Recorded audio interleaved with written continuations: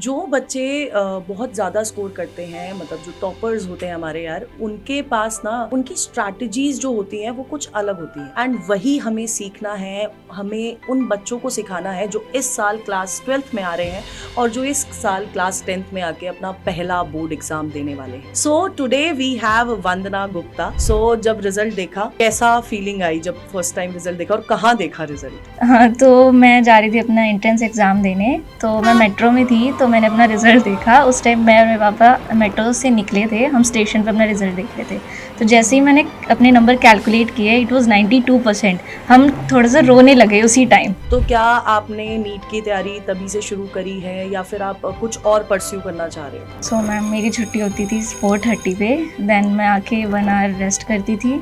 उसके बाद 6:30 से 9:30 में पढ़ाई करने लग जाती थी। मैं स्लॉट्स डिवाइड करती थी, लाइक 1 आवर मेरे फिज़िक्स केमिस्ट्री का, 1 आवर बायो का, 1 आवर एडिशनल सब्जेक्ट। फिर रात में मैं 10:30 to 12 फिज़िक्स को दिया करती थी, ताकि उस टाइम पे नींद भी आती, तो फिज़िक्स करके नींद भी नहीं आती थी। कभी कुछ पर्सनल अप्स एंड डाउन्स होते हैं, कभी हमारे कुछ पढ़ाई से रिलेटेड होते हैं, तो उन सारी चीज़ों को कैसे टैकल किया? तो जब मेरे मार्क्स डाउन जाते थे, तो मेरा मोटिवेशन एक ही चीज़ था, वो थे मेरे पापा। कि मैं अपने मतलब जो मेरा पाथ है उससे डेविएट बहुत बार हो चुकी हूँ, लेकिन क्या है कि मेरा थोड़ा जो बैकग्राउंड है, फाइनेंशियल इश्यूज़ है, तो उसके वजह से मुझे वो चीज़ ना मतलब डेविएट होने से बचा लेती थी।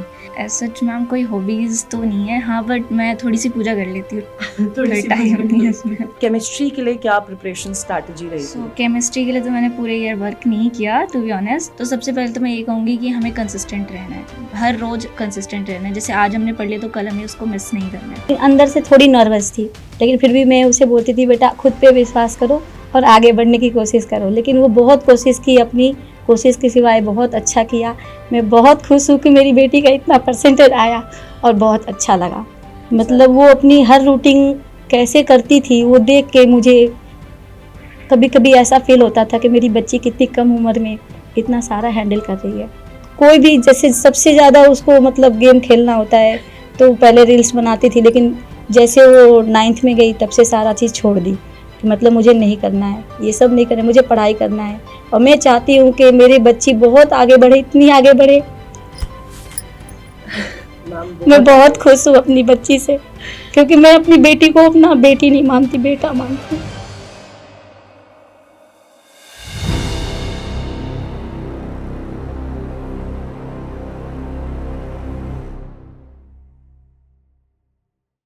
हाय everyone, welcome to NCERT NEET Adda 24/7। मेरा नाम है Bharti and I am a biology educator. अभी कल परसों आपका क्लास 10th और क्लास 12th का बोर्ड रिजल्ट आया। बहुत सारे बच्चों ने बहुत अच्छा स्कोर किया और कुछ बच्चों ने थोड़ा कम स्कोर किया, बट उन्होंने मेहनत उतनी ही करी। अब जो बच्चे बहुत ज़्यादा स्कोर करते हैं, मतलब जो टॉपर्स होते हैं हमारे यार, उनके पास ना उनकी स्ट्रैटेजीज जो होती हैं वो कुछ अलग होती हैं, है ना। उनकी स्ट्रैटेजीज में, उनकी प्लानिंग में there is a big difference from a student जो अच्छा स्कोर नहीं कर पाता। एंड वही हमें सीखना है, हमें उन बच्चों को सिखाना है जो इस साल क्लास 12th में आ रहे हैं और जो इस साल क्लास 10th में आके अपना पहला बोर्ड एग्जाम देने वाले हैं। So today we have Vandana Gupta and ये बच्चे ने इस साल in her class 12th board 92% score करा है। एंड 92% में अगर मैं पीसीबी का स्कोर बताऊं तो वो है 98 in biology, 95 in chemistry and 85 in physics. So guys, अब हम लोग वंदना से पूछते हैं कि इतना अच्छे स्कोर के पीछे का राज क्या है। हाय वंदना। Hello ma'am. सो कैसा लग रहा है मैम, आफ्टर पहले स्कोरिंग तो सो वेल? बहुत ज़्यादा अच्छा लग रहा है, इतना अच्छा स्कोर करने के बाद। अच्छा लग रहा है। सो जब रिजल्ट देखा तो कैसा फीलिंग आई जब फर्स्ट टाइम रिजल्ट देखा और कहाँ देखा रिजल्ट? हाँ, तो मैं जा रही थी अपना एंट्रेंस एग्ज़ाम देने, तो मैं मेट्रो में थी, तो मैंने अपना रिज़ल्ट देखा। उस टाइम मैं और मेरे पापा मेट्रो से निकले थे, हम स्टेशन पे अपना रिज़ल्ट देख रहे थे। तो जैसे ही मैंने अपने नंबर कैलकुलेट किए, इट वाज़ 92%। हम थोड़ा-सा रोने लगे उसी टाइम। मतलब इतना ज़्यादा परसेंट एक्सपेक्ट तो नहीं किया था, पर आगे तो बहुत अच्छा लगा। ओके। सो अब तुमने बोला यार एंट्रेंस एग्ज़ाम देने मैं जा रही थी और उस समय मैंने अपना रिज़ल्ट देखा। तो एंट्रेंस एग्ज़ाम जब हम लोग देने जाते हैं, अब वहाँ पर अगर रिज़ल्ट थोड़ा ख़राब आया होता है तो हमें डिमोटिवेशन होती है, बट आपका रिज़ल्ट वाज एक्सपेक्टेड कि यार मेरे इतने मार्क्स आए हैं, तो क्या उन नंबर्स ने आपके एंट्रेंस एग्जाम में आपको और बूस्ट दिया और कॉन्फिडेंस यस गेन मैम, किया? बहुत ज़्यादा लाइक मेरे को थोड़ा ज़्यादा कॉन्फिडेंस और ज़्यादा हो गया कि इतने मार्क्स आए तो मैं आगे भी बहुत ज़्यादा अच्छा कर सकती हूँ। तो जब मैंने एंट्रेंस एग्ज़ाम में स्टार्ट करी थी अपना पेपर, मेरा फिजिक्स एंड बायो का पेपर था, तो मुझे अपने मार्क्स याद आ रहे थे कि मेरे तो इतने परसेंट आए तो मैं यहाँ पर भी अच्छा कर सकती हूँ। नाइस। तो अब मेरे को एक बात बताओ कि हमारा जो जब हम लोग 12th में आते हैं, इनफैक्ट मैं बोल रही हूँ 11th में ही आते हैं, तो 11th में आपने biology as a stream choose करी। यस तो बायोलॉजी के साथ हमारा एक सपना और जुड़ के आता है कि बायो ली है तो हमें डॉक्टर भी बनना है, हमें नीट की तैयारी करनी है। तो क्या आपने नीट की तैयारी तभी से शुरू करी है या फिर आप कुछ और परस्यू करना चाह रहे हो? यस मैम, मैंने 11th के साथ ही अपनी नीट की तैयारी स्टार्ट की थी। ओके। सो आपकी पूरी जर्नी कैसे रही? मतलब 11th में भी थोड़ा बहुत नीट का आप लोगों ने आपने पढ़ा होगा, 12th में भी, और 12th में सबसे ज़्यादा मेरे ख्याल से बड़ा ऑब्स्टेकल ये आता है कि हमें बोर्ड एग्ज़ाम को भी टैकल करना है, हमें नीट के लिए भी पढ़ना है थोड़ा बहुत, है ना? सो आपने ये पूरा का पूरा जो आपकी स्ट्रैटेजी रही, आपने साल भर पढ़ा या फिर बोर्ड एग्ज़ाम के जस्ट पहले, जैसे कुछ बच्चे होते हैं ना 2-3 महीने पहले पढ़ना शुरू करते हैं, वैसी वाली स्ट्रैटेजी रही? क्या स्ट्रैटेजी थी तो आपकी? मैम हमारा स्कूल जो है वो हमें नीट की तैयारी कराता है, तो हम पूरे साल पढ़ते थे। हमारे हर मतलब सारे एग्ज़ाम्स होते थे, हर मंथ होते थे। तो ऐसा नहीं है कि मैंने लास्ट मंथ्स में पढ़ा है, मैं पूरे साल पढ़ती आई हूँ। और हमारे नीट के भी मॉक्स होते थे 720 वाले, तो मेरा स्कोर उसमें नीट में ज़्यादा नहीं होता था क्योंकि मैं बोर्ड्स पे ज़्यादा फोकस करती थी, क्योंकि मुझे पता था कि मेरे को नीट अभी देना नहीं है, मेरा एज लिमिट की वजह से मुझे देना Okay. नहीं था। तो लास्ट मंथ में फिर मैंने थोड़ी ज़्यादा मेहनत करने लगी कि बोर्ड्स आ गए, तो मैं उस पर ज़्यादा मेहनत करने लगी। ओके। सो स्कूल से आके क्या पूरा रूटीन रहता था? सो मैम, मेरी छुट्टी होती थी 4:30 पे, देन हाँ। मैं आके 1 आवर रेस्ट करती थी। उसके बाद 6:30 से 9:30 में पढ़ाई करने लग जाती थी। मैं स्लॉट्स डिवाइड करती थी, लाइक 1 आवर मेरे फिजिक्स केमिस्ट्री का, 1 आवर बायो का, 1 आवर एडिशनल सब्जेक्ट। फिर रात में मैं 10:30 to 12 फिजिक्स को दिया करती थी, ताकि उस टाइम पे नींद भी आती, तो फिजिक्स करके नींद भी नहीं आती थी। ओके। सो फिजिक्स को इतना बड़ा टाइम देने के पीछे का राज की फेवरेट सब्जेक्ट है या फिर मतलब जैसे कि being a biology student my self, मुझे फिजिक्स में थोड़ा टाइम लगता था, इसलिए मुझे उस सब्जेक्ट को थोड़ा ज़्यादा टाइम देना पड़ता था। तो आपके साथ क्या सिनेरियो था? मैम, मेरा ये था कि मेरे जो सर थे, हमारे जो क्लास टीचर थे फिजिक्स वाले, उनकी वजह से मेरा सब्जेक्ट फेवरेट बन गया था। Like Okay. उनकी टीचिंग ज़्यादा अच्छी थी, तो मैं सोचती थी, एक दो बच्चे थे मेरे क्लास में जो मुझसे ज़्यादा स्कोर करते थे। अब मुझे बहुत ज़्यादा जेलस होते थे, क्योंकि मुझे वो सर भी मेरे फेवरेट थे और सब्जेक्ट भी फेवरेट बन चुका था। तो मुझे था कि ये सब्जेक्ट में मुझे ही ज़्यादा स्कोर करना है, तो मैं उस पर ज़्यादा काम करती थी। अच्छा। ओके। सो फेवरेट सब्जेक्ट था, इसलिए बहुत ज़्यादा काम हुआ। नाइस। अब यार एक बात बताओ कि जब हम लोग क्लास 12th में आते हैं तो और बहुत सारे एग्ज़ाम्स, जैसे आपने बोला कि आपके 720 वाले मॉक्स भी हुए हैं इस टाइम पीरियड के दौरान, और आपके नॉर्मल एग्ज़ाम्स भी होते रहते थे। तो कभी ऐसा होता था कि मार्क्स ड्रॉप हुए तो डीमोटिवेशन हो, क्योंकि हर्डल्स आते हैं देयर, मतलब अप्स एंड डाउन्स हमेशा हमारे ma'am. लाइफ में रहते ही हैं। कभी कुछ पर्सनल अप्स एंड डाउन्स होते हैं, कभी हमारे कुछ पढ़ाई से रिलेटेड होते हैं। तो उन सारी चीज़ों को कैसे टैकल किया? मैम, जब ऐसा बहुत बार हुआ है मेरे साथ कि मेरे मार्क्स डाउन भी गए हैं और अप भी गए हैं, तो जब मेरे मार्क्स डाउन जाते थे तो मेरा मोटिवेशन एक ही चीज़ था, वो थे मेरे पापा। लाइक उनकी मुझे एक वर्डिंग याद आती थी कि बेटा करना है, तो बस वही चीज़ सुन के मैं करने लग जाती थी। मुझे मतलब डिमोटिवेशन बहुत ज़्यादा होता था, लेकिन मुझे अपने पापा की बात याद आती थी, तो मैं करने लग जाती थी। ओके। सो पापा बीइंग दी सर्वाइवर। Yes ma'am. ठीक है। तो यार जैसे कि आपने बोला आपके पापा हमेशा आपको वो लिमिट्स पुश करते थे, तो घर में और कौन कौन है, जैसे मम्मी पापा के अलावा? घर में मम्मी पापा और मेरी छोटी सिस्टर है। छोटी सिस्टर का क्या रोल रहा? उसका रोल तो कुछ नहीं है, बस वही, वो 6th क्लास में अभी, हाँ। तो उसका रोल ज़्यादा कुछ नहीं है। वो मतलब मेरे साथ, उसके साथ तो मेरी बात भी नहीं होती थी ज़्यादातर। अच्छा, मतलब बहुत कम बात होती है उसके साथ ओके, मेरी। तो पढ़ाई में ज़्यादा हाँ। इंडल्ज थे। Yes ma'am. ठीक है। तो यार एक बात बताओ कि इस पॉइंट ऑफ टाइम पे जहाँ पर हमारे पास बहुत ज़्यादा सोशल मीडिया टाइप है ना, तो वी आर यूजिंग यूट्यूब पे भी वी हैव शॉर्ट्स वाला सेक्शन हमारे पास होता है, और आपने क्लासेस यूट्यूब से भी ली है। Yes ma'am. तो उस पॉइंट ऑफ टाइम पे क्लास कभी ऐसा होता होगा कि यार अब क्लास नहीं पढ़नी तो वो शॉर्ट सेक्शन में जाके, कभी ऐसा हुआ है कि फिर मैं शॉर्ट्स ही स्क्रॉल करती रह गई? यस मैम, ऐसा कई बार हुआ है मेरे साथ कि मैं अपने मतलब जो मेरा पाथ है उससे डेविएट बहुत बार हो चुकी हूँ। लेकिन क्या है कि मेरा थोड़ा जो बैकग्राउंड है फाइनेंशियल इश्यूज़ है, तो उसके वजह से मुझे वो चीज़ ना मतलब डेविएट होने से बचा लेती थी कि नहीं मुझे ये नहीं करना। मुझे जैसे मेरा पर मंथ मुझे 75 GB नेट मिलती है, तो मुझे ये होता है कि पर डे मुझे एटलीस्ट 3 GB नेट यूज़ करना है। तो अगर मैं वहाँ यूज़ कर लेती तो मैं अपने क्लासेस नहीं ले पाती। तो मैं एक ये चीज़ मेरा बेस्ट पॉइंट था कि मैं फाइनेंशियल चीज़ों को साथ लेके चलती थी। Okay, so being the Elder sibling या फिर डॉटर, आप लोग, आपके ऊपर ऑलरेडी बहुत सारी रिस्पॉन्सिबिलिटीज Yes, थी और आपने, आपके दिमाग में कहीं ना कहीं ये सारी चीज़ें आपके दिमाग में रही हैं। Yes, सो आई गेस जो सबसे बड़ा होता है घर में बच्चा, वो वक्त से पहले ही बड़ा हो जाता है जैसे ही, Yes, और ma'am. खासकर जब छोटा भाई बहन कोई भी हो जाता है, आपकी सिस्टर है 6th में है, तो काफ़ी एज डिफरेंस है आप Yes, दोनों में, ma'am. है ना? तो एक वो रिस्पॉन्सिबिलिटी आई जाती है। सो डिस्ट्रैक्शंस आपके, आप उनसे इस तरह से मतलब उनको क्लियर कर सकती थी या फिर टैकल कर लेती थी। तो आप लोग भी आई गेस सुन रहे होंगे इस चीज़ को कि आपको अपनी डिस्ट्रैक्शन से किस तरह से आपको टैकल करना है, क्योंकि डिस्ट्रैक्शन सबसे बड़ा ऑब्स्टेकल है Yes, अगर हम ma'am. लोग किसी भी चीज़ की प्रिपरेशन कर रहे हैं। इसके अलावा कोई और ऑब्स्टेकल कभी आपको अपनी जर्नी में फील हुआ हो? मैम कई बार मेरे फैमिली में भी इश्यूज आ जाते थे।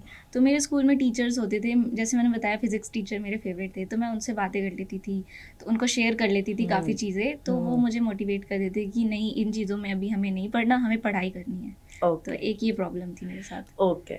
सो घर, मतलब पढ़ाई के अलावा हॉबीज क्या क्या है?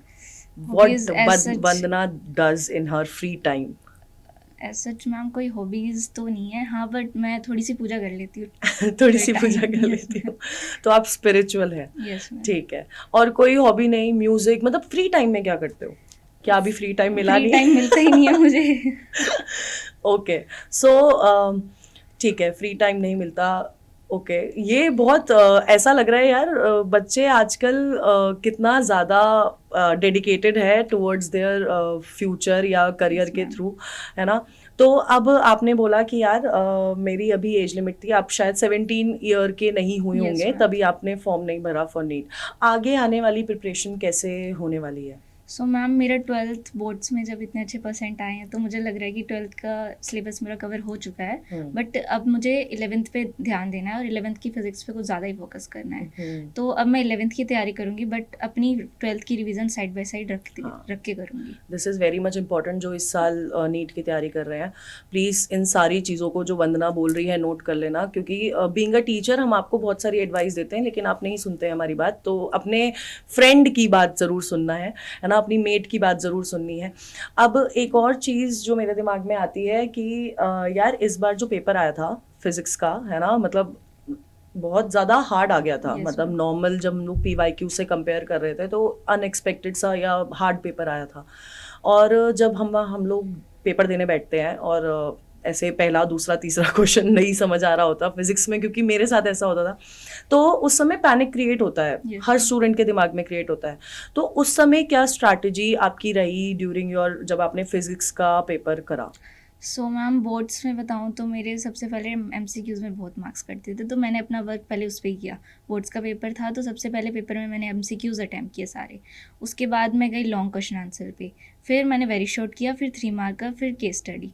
ऐसे मेरी स्ट्रेटजी थी कि मैं अपने फिजिक्स के पेपर को ऐसे अटैम्प्ट किया मैंने। ओके, सो कैलकुलेशंस में मतलब जैसे कि न्यूमेरिकल्स आते हैं तो वहाँ पर बहुत सारी कैलकुलेशंस रहती है, बहुत सारे फॉर्मूला रिवाइज हमें हमारे दिमाग में यूं क्लिक होने चाहिए, है ना? तो क्या मतलब जब आप प्रिपेयर कर रही थी स्पेशली फॉर फिजिक्स, क्योंकि आपका फेवरेट सब्जेक्ट है, तो आपने मतलब इतने सारे फॉर्मूलाज हैं, इतनी सारी डेरिवेशंस हैं, उन सबको अपने दिमाग में कैसे रखा? मतलब रिवीजन किस तरह से आप करती थी? यस मैम, तो ऐसा होता था कि जो हमारे स्कूल टीचर हैं उन्होंने वो हमें रोज़ डेरिवेशंस लिखने को देते थे। तो वो डेरिवेशंस कम से कम हमने 365 डेज़ में से 55 डेज तो लिखे ही होंगे। ओके। उसकी वजह से डेरिवेशन मेरे दिमाग में पूरे ऐसे छप चुके थे, और फॉर्मूलाज भी हम पूरे हर रोज़ रिवाइज करते थे। लाइक हम सुबह जब उठते थे तो सर कहते थे कि हमें सुबह एक झलक तो हमें फॉर्मूलाज पे रखनी है, तो इस तरीके से मुझे क्लिक हो ही जाता था सब कुछ। नाइस। तो मतलब फॉर्मूलाज का क्योंकि चार्ट कहीं पर चिपका रखा था या कॉपी में ही सबसे कॉपी पहले? में एक चार्ट था मेरा A4 साइड से, जो बड़ा चार्ट होता है, उसमें मैंने सारे फॉर्मूलेज छोटे छोटे छोटे छोटे करके लिखे थे, वही खोल के मैं सब रिवाइज कर लेती थी। नाइस। तो ये बहुत अच्छी टिप है फॉर फिजिक्स, क्योंकि बायोलॉजी वाले बच्चों को फिजिक्स में बहुत ज़्यादा दिक्कत आती है ना। तो इस तरह से आप अपने फॉर्मूला सुबह उठते ही एक बार देख लो फिजिक्स की तरफ, ऐसे डरना नहीं है फिजिक्स से मेरी तरह है ना।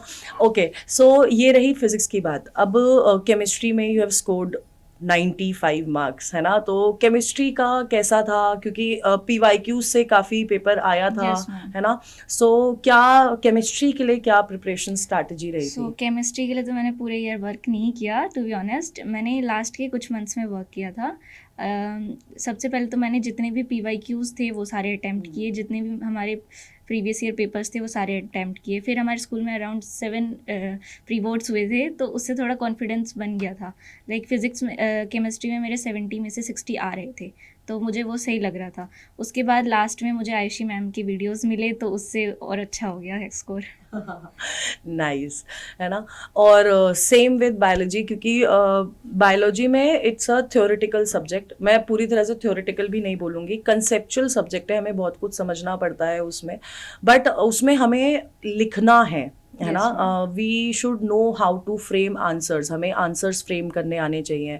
हमें पता होना चाहिए कि हमारे डायग्राम्स कहाँ पर हमें यूज़ करने हैं, कहाँ पर मुझे फ्लो चार्ट का यूज़ करना है ना। और इस बार केस बेस्ड क्वेश्चंस भी काफ़ी अच्छे आए थे, Yes, ma'am. है ना। और जो MCQ मैंने देखे थे वो MCQ वर लाइक कि हाँ यार नीट के लेवल के MCQs थे।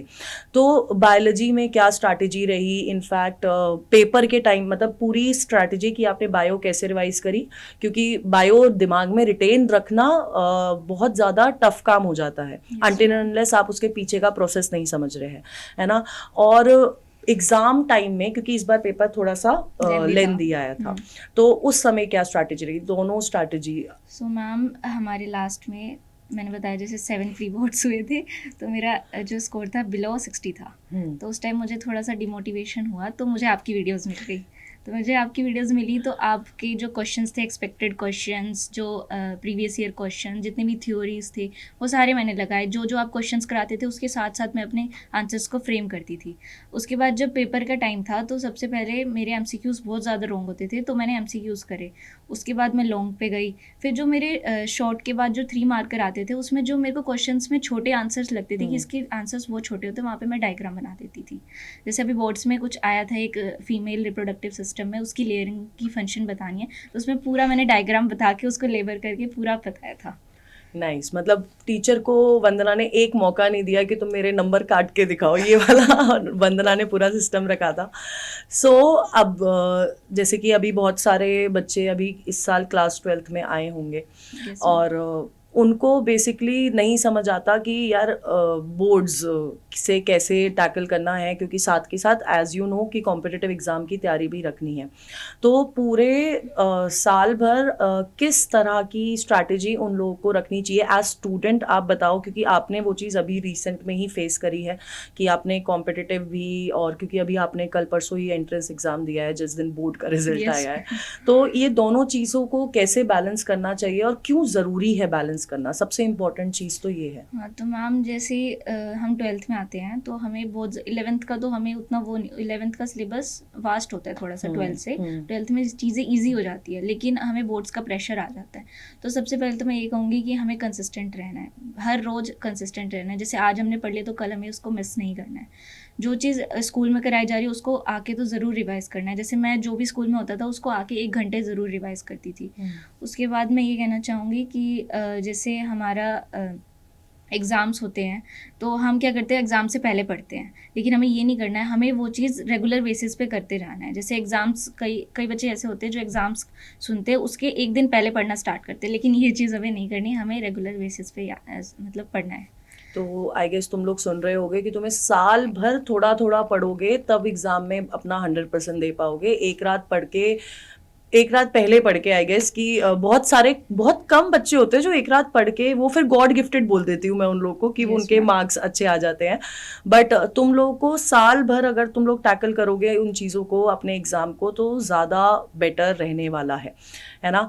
सो वंदना, ये तो आपके जूनियर्स के लिए एडवाइस हो गई। अब आगे आने वाले टाइम पे आप अपनी नीट के लिए प्रिपेयर करना शुरू करोगे। Yes, ma'am. सो आपने बोला that you are confident and वो सेल्फ मोटिवेशन बहुत ज़्यादा ज़रूरी होता Yes, है ना। तो जब मैं नीट की बात करती हूँ, इस साल का पेपर के बारे में आपने नहीं दिया क्योंकि आपकी एज लिमिट थी, बट इस साल के पेपर के बारे में आपने सुना होगा। वेरी टफ था ma'am, physics was like out of mind. कुछ Out नहीं of- कह सकते, मतलब लेवल बहुत ज़्यादा इंक्रीज हो चुका है। अब आने वाले टाइम में भी शायद इंक्रीज रहे, तो हमें उस तरह की तैयारी करनी उस पड़ेगी। तरह की तैयारी करनी चाहिए। सो इस बार पेपर अगर मैं आपको बताऊं तो नीट का पेपर वाज बायो में it was lengthy, Yes, tricky, थोड़ा बहुत एनसीईआरटी से एग्जैक्ट डीपेस्ट एनसीईआरटी। भी था कुछ ज़्यादा ही। हाँ, तो एग्जैक्ट एनसीईआरटी भी मैं नहीं बोल सकती क्योंकि लाइंस को घुमा घुमा के दिया हाँ, था। एक क्वेश्चन तो बिल्कुल फ्रंट पेज से था, cell the unit of life से एक क्वेश्चन तो बिल्कुल फ्रंट पेज से था। हाँ, तो मतलब जब तुम्हारी टीचर बोलती है कि एनसीईआरटी की एक एक लाइन इंपॉर्टेंट है, तो वो सेल यूनिट से आगे जो प्रीफेज है या फिर आप कोई भी चैप्टर हम लोग स्टार्ट करते हैं, फॉर एग्जांपल ह्यूमन फिजियोलॉजी हमारा 11th में एक पूरा यूनिट है, Yes, ma'am. उसमें हम लोग स्टार्ट करते हैं तो आगे साइंटिस्ट के बारे में एक है, वो कोई नहीं पढ़ता कोई नहीं है पढ़ता। है ना। जैसे कि ये जो अभी वंदना ने एक वो बताया रिडक्शनिस्ट बायोलॉजी वाला Reductionist क्वेश्चन था, वो उस फ्रंट पेज से क्वेश्चन आया था। तो हम लोग को ये समझ आ रहा है कि इतने डेप्थ में जाके अब हमें पढ़ाई करनी है और अनएक्सपेक्टेड के लिए हमें रेडी रहना है, क्योंकि फिजिक्स का पेपर वाज अनएक्सपेक्टेड। Yes. तो physics being your favourite subject है ना, तो उसको कैसे, क्योंकि लेवल जिस हिसाब से बड़ा है, तो आप उसको कैसे अब क्या सोच के, क्या दिमाग में रख के आप करने वाले हैं, मतलब प्रिपेयर?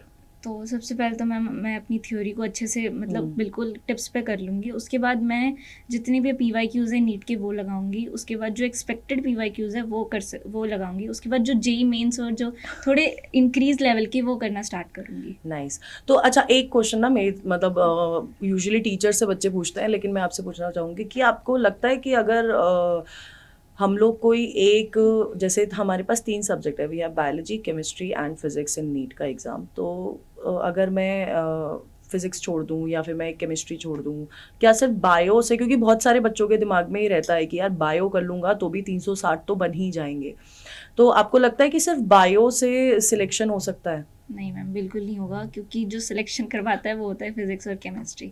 बायो हाँ ज़रूरी होती है, वहाँ पे हमारे मार्क्स इंक्रीज हो जाते हैं, लेकिन जो काम करना पड़ता है फिजिक्स केमिस्ट्री पे बहुत ज़्यादा करना पड़ता तो है। हमें तीनों सब्जेक्ट पे इक्वल काम करना है। एंड वंदना के साथ बात करके बहुत ज़्यादा अच्छा लगा। कोई भी मैसेज जो अब हमारे लिसनर्स को, आपके साथ वाले भी होंगे और बहुत सारे आपके जूनियर्स भी होंगे, कोई भी मैसेज जो आप देना चाहते हो हमारे लिसनर्स को? मैं बस ये कहूँगी कि अब जो बच्चे आने वाले नीट 2026 देने वाले हैं, वो अपनी मतलब अभी से अपनी पढ़ाई स्टार्ट करे, कंसिस्टेंसी रखे, हार्ड वर्क करे बस, और थोड़ा सा अपने जो सब्जेक्ट है उसकी लेवल को इंक्रीज करके पढ़े। Okay, thank you so much. And यार, वंदना की स्टोरी से आई होप आप इंस्पायर होंगे। आपने वंदना की गलतियों से बहुत कुछ सीखा होगा, और क्योंकि हम लोग जब खुद गलती करके हम लोग मेजरली सीखते हैं, लेकिन कभी कभी हमें दूसरों की गलतियों से सीख लेना चाहिए, क्योंकि ज़रूरी नहीं है कि हर बार पत्थर पे अड़ो और गिरो और फिर सीखो।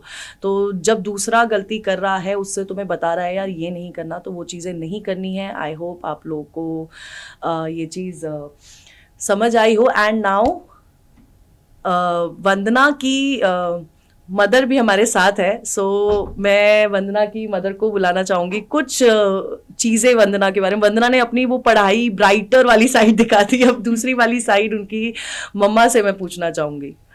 सो जैसे कि मैंने आपको बोला, वंदना की मम्मी हमारे साथ है। एंड मैं खुद से पर्सनली बहुत ये बिलीव करती हूँ कि, और तुम लोग सब एग्री भी करोगे, कि हम लोग किसी भी चीज़ की तैयारी कर रहे हो, चाहे तैयारी ना भी कर रहे हो, हमारे पेरेंट्स का रोल हमारी लाइफ में बहुत ज़्यादा होता है। अगर मैं कहूँ मेरी लाइफ में, मेरी जर्नी में, चाहे मैंने जब नीट का एग्ज़ाम दिया हो, वो क्लियर नहीं हुआ था, मतलब मेरे को कॉलेज नहीं मिला था, तब से लेके अभी तक मेरी मम्मी का मेरी लाइफ में, मेरी जर्नी में मैं आज जहाँ पर हूँ, उनका सबसे बड़ा रोल रहा है। क्योंकि किसी ने सपोर्ट किया हो या ना किया हो, मेरी मम्मी ने मुझे बहुत ज़्यादा सपोर्ट किया है ना। और सेम विद मतलब मुझे ऐसा लगता है कि मदर्स हमेशा अपने बच्चे को बहुत ज़्यादा सपोर्ट करती है। गलती करता है तो भी बताती है, सही कर रहा है तो भी बताती है।